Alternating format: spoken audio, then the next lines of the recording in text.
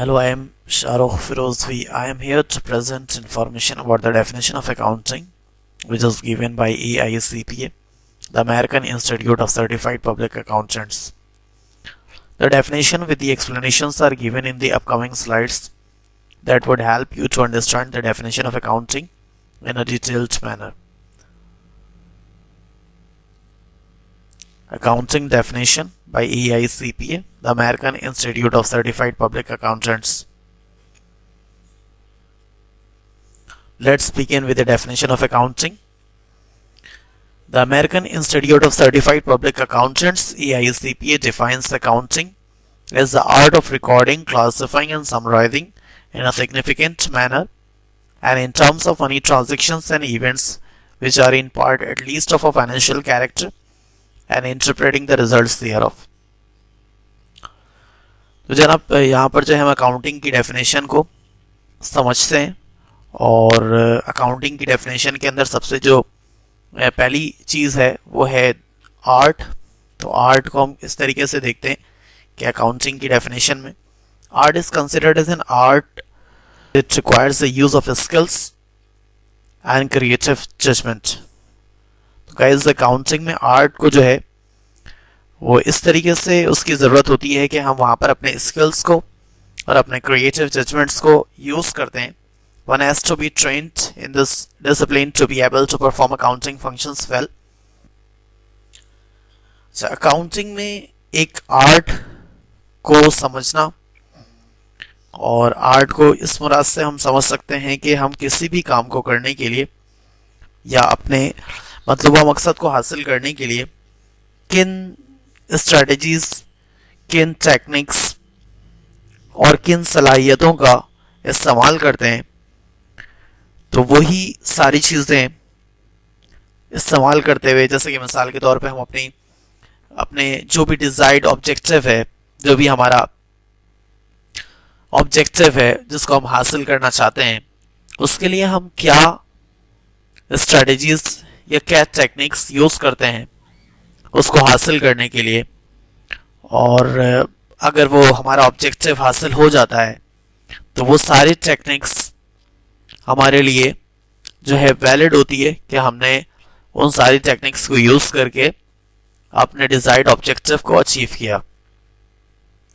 तो यहाँ पर अकाउंटिंग में हमारा जो डिज़ायर्ड ऑब्जेक्टिव है वो क्या है भाई, कि हम अपने बिजनेस ट्रांजैक्शंस को रिकॉर्ड करना चाहते हैं और रिकॉर्ड करने के साथ साथ हम उसको क्लासिफाई भी करना चाहते हैं, उसको समराइज करना चाहते हैं और फाइनली उसको इंटरप्रेट करना चाहते हैं कि हमने उससे क्या अपना रिजल्ट ऑब्टेन किया. तो ये सारा जो स्टेप्स है, the starting step of accounting with the recording process, classifying process, summarizing process and finally the interpreting process, these all interconnected process are used in accounting to understand the true meaning of accounting.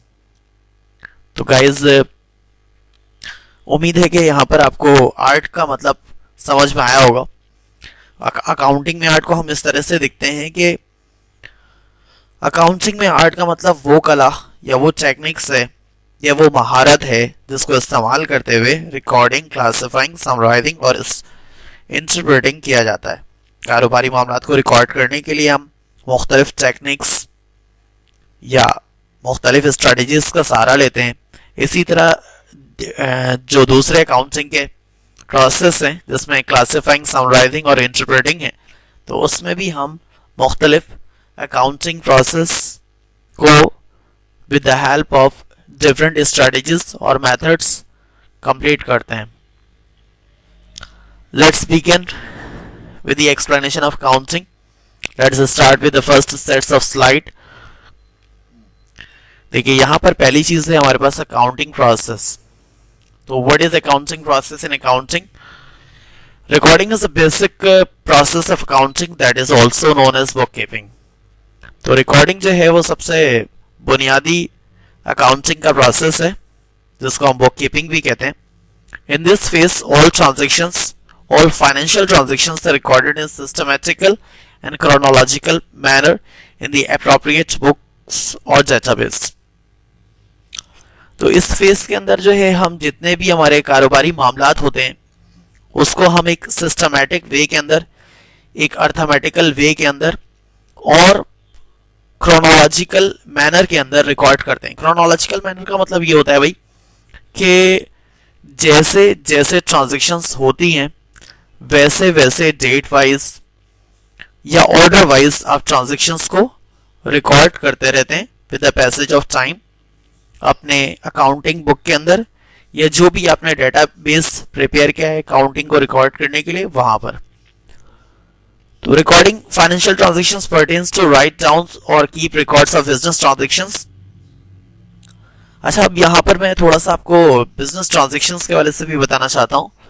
Business transactions का मतलब ये होता है कि हम regular basis पे कारोबार के अंदर जो भी कारोबारी मामला करते हैं, मिसाल के तौर पे कोई इन्वेस्टमेंट हुई है, ओनर ने कोई इन्वेस्टमेंट की है कैश की सूरत में या किसी भी जैसे फर्नीचर की सूरत में या बिल्डिंग की सूरत में, या मिसाल के तौर पे हम कोई माल बेच रहे हैं, कोई माल खरीद रहे हैं, चाहे कैश पर हो चाहे उधार पर हो, या मिसाल के तौर पे हम कारोबार के अंदर कोई भी जो है वो ट्रांजैक्शन कर रहे हैं, जैसे कि हमने यूटिलिटी पे किया है, बिजली का बिल दिया है या पानी का बिल दिया है, इंटरनेट के सर्विस चार्जेस पे किए हैं. तो इस टाइप के जितने भी कारोबारी मामलात होते हैं तो इन सारे मामलात को आपको रिकॉर्ड करना पड़ता है. तो यही रिकॉर्डिंग प्रोसेस जो सबसे इनिशियल प्रोसेस है अकाउंटिंग का वो हम अंजाम देते हैं. With the help of recording, all transactions are saved into the accounts and can be acknowledged at any time. अच्छा, अब यहाँ पर ये देखिएगा कि अकाउंटिंग के जितने भी ट्रांजैक्शंस होते हैं, बिजनेस के जितने भी ट्रांजैक्शंस होते हैं उनको रिकॉर्ड किया जाता है और बाद में हम उन सारे ट्रांजैक्शंस को एक्नॉलेज कर सकते हैं. जिस टाइम भी हम उन्हें देखना चाहें हम देख सकते हैं, उनके बैलेंस को चेक कर सकते हैं, कितना फिगर था, कितना अमाउंट था, हम उसको देख सकते हैं. Recording can be used for any future purpose of reviewing financial data of your business. Classifying process in accounting. The classifying process of accounting involves sorting and grouping similar items under the designated name, category or account. तो classifying process के अंदर जो है हम accounting के different titles को जो है वो हम सॉर्ट करते हैं, उसको डिफरेंट ग्रुप्स के अंदर अरेंज करते हैं, उसको डिफरेंट ग्रुप्स में डिफरेंट क्लासेस में अरेंज करते हैं, उसको क्लासिफाई करते हैं according to their nature, according to their classification और according to their title, according to their type. This process uses systematic analysis of recorded data in which all transactions are grouped in one place. आपको पता है कि पहले हमने accounting में सारे data को रिकॉर्ड किया हुआ है, तो उन तमाम डाटा को हम एनालाइज करते हैं और एक सिस्टमैटिक वे के अंदर एनालाइज करते हैं और एनालाइज करने के बाद हम वो जो डाटा है उसको सॉर्ट आउट करके उसके जो भी रेलेवेंट ग्रुप्स होते हैं, उससे जो भी रिलेटेड ग्रुप्स होते हैं, जो भी क्लासेस होता है उसके अंदर अरेंज करके क्लासिफाई करके अरेंज किया जाता है. मिसाल के तौर पे इसको हम इस तरीके से समझते हैं कि for example travel expenses might be a category that accountants use to classify expenses relating to the company travel. Travel expense की जो कैटेगरी बनती है उसको अकाउंटेंट क्लासिफाई किसमें करता है, कंपनी के ट्रैवल एक्सपेंस में करता है. इसी तरह different nature of accounts are classified according to their nature. इसी तरह के मुख्तलिफ किस्म के जो अकाउंटिंग के अकाउंट्स होते हैं वो उनके उसकी क्लासिफिकेशन उनके नेचर के हिसाब से की जाती है और उनके क्लासिफिकेशन के हिसाब से की जाती है. Segmentations of accounting helps individual to understand the different aspects of business separately. अच्छा, यहाँ पर सेगमेंटेशन अकाउंटिंग का हमें हेल्प करता है कि हम बिजनेस के डिफरेंट एस्पेक्ट्स को अलग अलग तौर पर समझ सकें. चलिए हम एक और एग्जाम्पल देखते हैं. Take another example for clear understanding of classification. के एक एग्जाम्पल हम और लेते हैं जिससे हम बेहतर तौर से क्लासिफिकेशन को समझ सकेंगे. We cannot track the records of the customers and suppliers on the same page और in the same section we have to classify the different types of accounts in different segments. तो आप इस बात को समझ रहे हैं कि हम अपने कस्टमर्स का और अपने सप्लायर्स का हिसाब किताब जो है वो एक ही सफ़े पर नहीं रख सकते, एक ही अकाउंट की बुक में नहीं रख सकते, तो हमें सेक्शंस बनाना पड़ता है। तो हम एक सेक्शन में उसको ट्रैक भी नहीं कर सकते, तो हम सेक्शन बनाते हैं। एक सेक्शन के अंदर उन दोनों को मेंटेन नहीं कर सकते, तो हम क्लासिफाई कर देते हैं उन दोनों अलग अलग टाइप के अकाउंट्स को।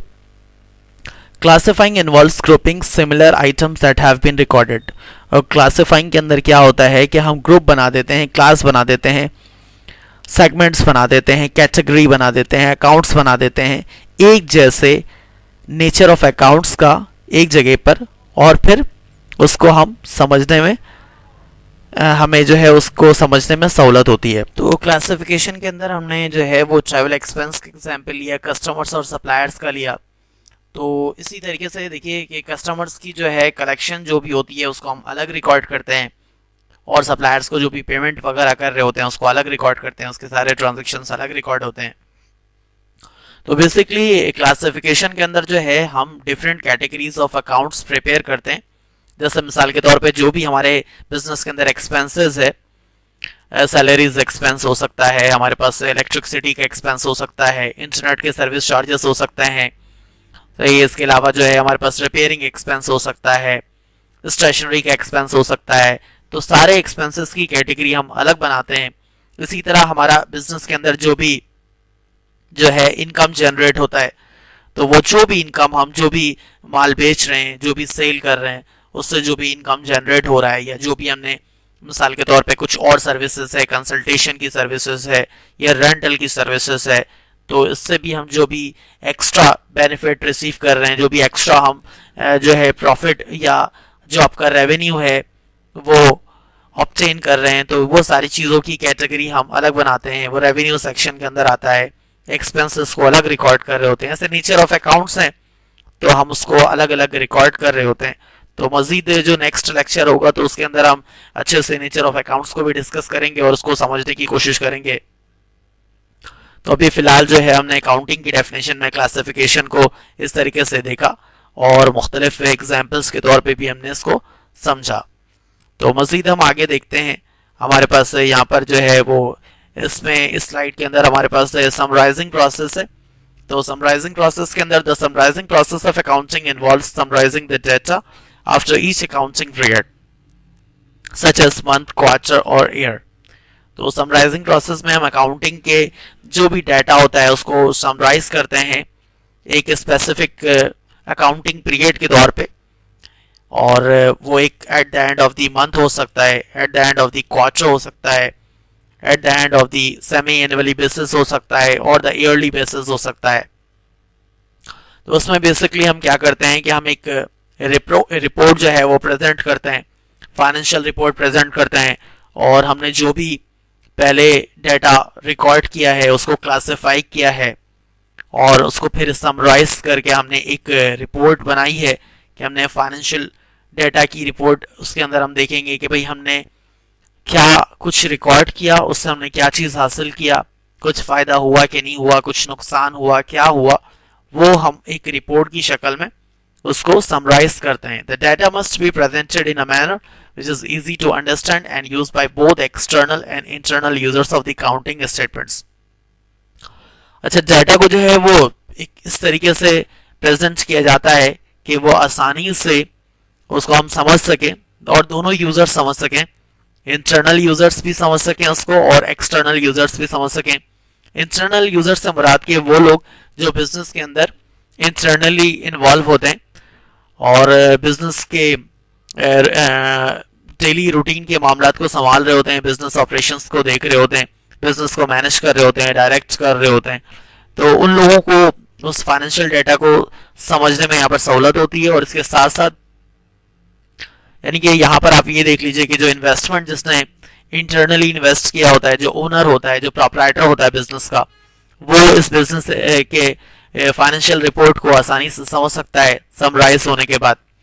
सही है। तो आप इसके अलावा हम जो है एक्सटर्नल यूजर की बात करते हैं, तो एक्सटर्नल यूजर्स में वो तमाम लोग होंगे जिसने एक्सटर्नल तौर पर जो है बिजनेस के अंदर इन्वेस्टमेंट की होगी, कि जिसका पैसा बिजनेस के अंदर लगा हुआ होगा। जैसे कि मिसाल के तौर पर अगर जॉइंट स्टॉक कंपनी है तो वहां पर उसने अपनी इन्वेस्टमेंट बिजनेस के अंदर की होगी, तो उस इन्वेस्टमेंट की बुनियाद पर जो है वो देखना चाहेगा कि बिजनेस की फाइनेंशियल रिपोर्ट क्या है, आया कि बिजनेस प्रोग्रेस कर रहा है या नहीं कर रहा है।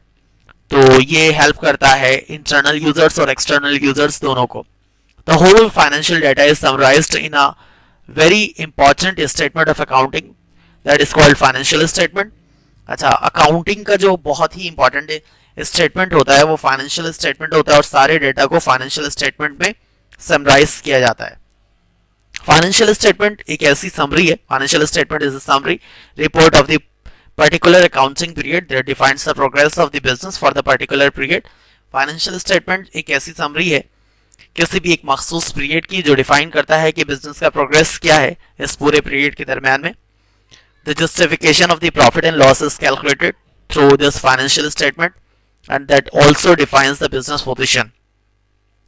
फाइनेंशियल स्टेटमेंट के अंदर जो है हम इस बात की जस्टिफिकेशन भी देखते हैं कि हमको क्या प्रॉफिट लॉस हुआ, हमने क्या प्रॉफिट और लॉस कैलकुलेट किया है, और इसके अलावा हमारे बिजनेस की पोजीशन क्या है। फाइनेंशियल स्टेटमेंट के अंदर हम दो इंपॉर्टेंट स्टेटमेंट बनाते हैं, एक इनकम स्टेटमेंट है, एक बैलेंस शीट है। इनकम स्टेटमेंट इस बात की जस्टिफिकेशन देता है कि हमने बिजनेस में क्या प्रॉफिट लॉस किया है, यानी कि income statement is prepared to calculate the profit और loss of the business for a particular period of time. And balance sheet defines the accounting position or the business position. The business positions is defined by the balance sheet or the position statement। तो इससे हमें पता चलता है कि इस time business के हालत क्या है, बिजनेस की पोजीशन क्या है। तो यहाँ पर ना हमने डेटा को समराइज किया है, जो फाइनेंशियल डेटा हमारे पास था, जो ऑलरेडी हमने रिकॉर्ड किया हुआ था, जिसको हमने पहले क्लासिफाई भी किया था, और यहाँ पर अब हमने समराइज किया है। तो समराइज करने के बाद जो नेक्स्ट स्टेप है हमारा वो है इंटरप्रिटेशन, और that is the final step of accounting, interpreting the result. The interpreting process of the accounting process is concerned with analysing the financial data and is a critical tool for decision making. अब जो data हमने prepare किया है financial statement के तौर पे, तो वो उसकी इंटरप्रिटेशन जरूरी होती है और उसको एनालाइज किया जाता है कि आगे हम फर्दर क्या डिसीजन मेक कर सकते हैं बिजनेस के अंदर, कि बिजनेस की जो इन्वेस्टमेंट थी उसके हिसाब से या जो मार्केट के अंदर स्ट्रेटजीज है उसको यूज करते हुए हमने बिजनेस को कितना प्रोग्रेस किया, और हम इस बात को डिसाइड भी करते हैं कि फर्दर इसके अंदर क्या प्रोग्रेस हो सकती है, या हमने क्या क्या लैप्सेस किए हैं जो हम इसको फर्दर फ्यूचर के अंदर हम इसको सही कर सकते हैं और उससे हम और ज्यादा बिजनेस के अंदर बेनिफिट्स हासिल कर सकते हैं। This final function interprets the recorded data in a manner which allows end users to make meaningful judgements regarding the financial condition of a business और personal accounts as well as the profitability of the business operations. और इसी financial function की वजह से एक कोई भी user, मिसाल के तौर पे जैसे हमने पिछली स्लाइड के अंदर हम डिस्कस भी किया कि internal users as well as external users दोनों एक मीनिंगफुल जजमेंट क्रिएट कर सकता है, एक मीनिंगफुल जजमेंट कर सकता है कि हमने इस बिजनेस के फाइनेंशियल कंडीशन से क्या हासिल किया, कि बिजनेस आया, बिजनेस ऑपरेशन से हमें प्रॉफिट हुआ है, as well as the profitability of the business operations, business operation से प्रॉफिटेबिलिटी हुई है या नहीं हुई है। This data is then used to prepare future plans and frame policies of the execute financial plans। और ये फिर हमने ये बात अभी भी की कि इसी डाटा की बुनियाद पे फर्दर जो है बहुत सारे डिसीजंस मेक किए जाते हैं कि फर्दर क्या हमें बिजनेस के अंदर और प्लानिंग्स करनी चाहिए, फ्यूचर प्लानिंग्स करनी चाहिए, या क्या और पॉलिसीज हमें बनानी चाहिए जिससे फर्दर हमें बिजनेस के अंदर और ज्यादा फायदा हो सके। तो देखिए इस अकाउंटिंग की डेफिनेशन के अंदर हमने 4 इंटरकनेक्टेड फेजेस को देखा, 4 इंटरकनेक्टेड प्रोसेस को देखा, जिसमें सबसे पहली चीज रिकॉर्डिंग थी, फिर हमारे पास क्लासिफाइंग था, फिर समराइजिंग था, और लास्ट में इंटरप्रेटिंग था। तो यहाँ पर हमारा ऑब्जेक्टिव भी ऑब्टेन हो गया। आप देखिए हमने जो भी टेक्निक यूज की थी, जो आर्ट यूज किया था रिकॉर्डिंग के लिए, क्लासिफाइंग के लिए और समराइजिंग के लिए, तो यहाँ पर वो हमारा ऑब्जेक्टिव इंटरप्रेटिंग की शक्ल में हमें अचीव हो गया। तो अब देखिए हम कंक्लूजन की तरफ आते हैं कि हमने ये जो पूरी डेफिनेशन समझी उसमें हम क्या कंक्लूड करते हैं।